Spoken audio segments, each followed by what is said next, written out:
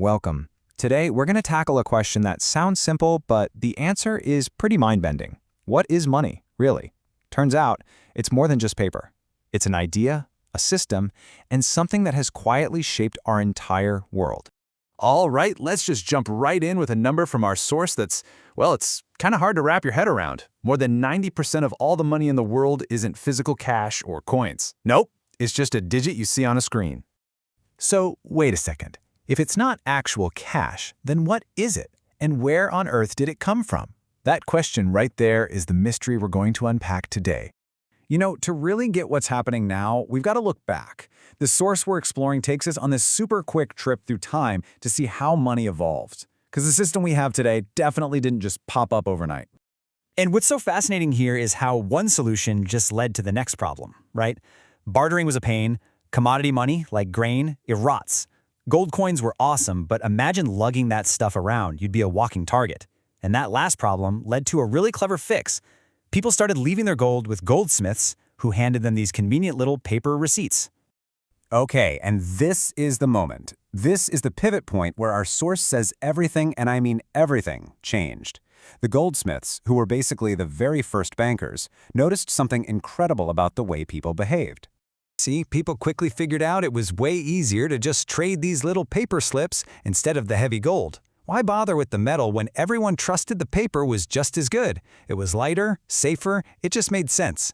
And that was the big aha moment. The goldsmiths looked in their vaults and saw all this gold just sitting there, collecting dust. The real action, the real economy, was all running on the promise of gold. It was running on trust.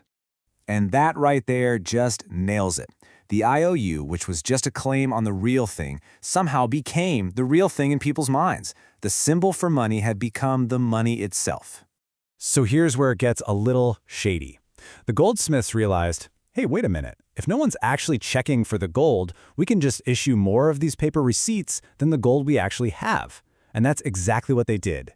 They were literally creating money from thin air. And our source argues this is the biggest legal scam that's still happening today. So how does that old trick from a goldsmith's shop connect to the shiny bank on your corner?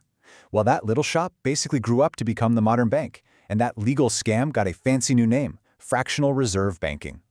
And our source really lays out how this whole game is played. It feels like some kind of magic trick, but really, it's just a simple system that keeps multiplying the amount of money in the economy. Okay, follow the money here. You put 1,000 rupees into your account. The bank has to keep a little bit. Let's say 100 rupees. But the other 900, they loan it out. Now, here's the crazy part. Your account still shows you have 1,000 rupees to spend, and the person who got the loan now has 900 to spend.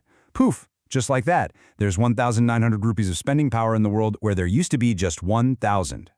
And that is the modern version of the goldsmith's trick, isn't it? The bank didn't print a single note. They just typed some numbers into a computer. And this cycle just keeps going. That 900 rupee loan gets deposited somewhere else, and that bank loans out most of it, creating even more money. It's how your 1,000 in cash can end up creating 10,000 for the whole economy. So all of this really forces you to ask, what are we even talking about when we say money? Our source argues we need to make a really sharp distinction here between two very different things. Yeah, on one hand, you have currency. That's the paper notes and the digital numbers in your account. It's just a tool for exchange, and its value comes from one thing: trust. But on the other hand, you have what our source calls real money, something like gold. It has its own value. A government can't just snap its fingers and make it worthless.